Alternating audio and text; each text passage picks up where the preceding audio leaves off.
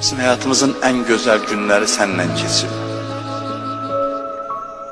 Ömrümüzün en güzel günlerini seninle yaşamışıq ya bak.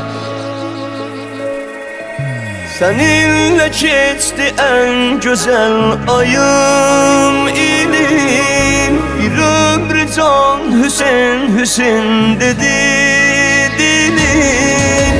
Hüseyin'di sevgimin adı, Hüseyin'di sevgimin tadı.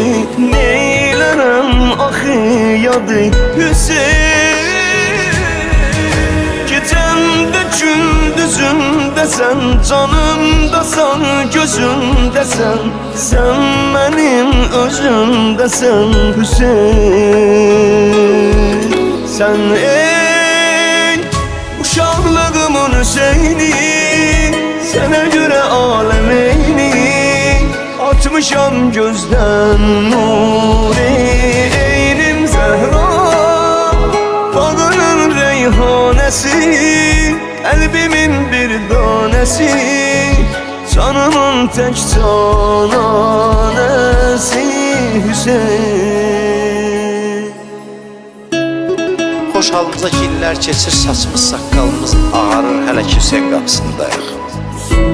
Çox xoş bizim halımıza. O gün bir məddah deyirdi ki, güzgüyə baxıram, saçım, saqqalım ağarıb.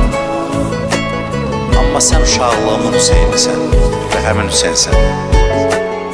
O Hüseynsən ki, uşaqlığımda sənin qapıya gəlirdi.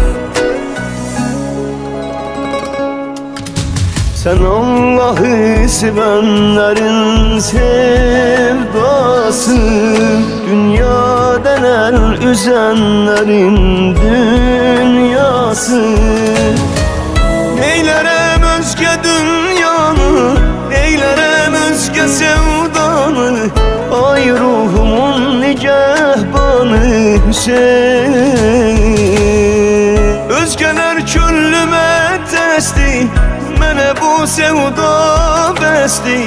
Ürəyim Hüseyin pərəsti Hüseyin.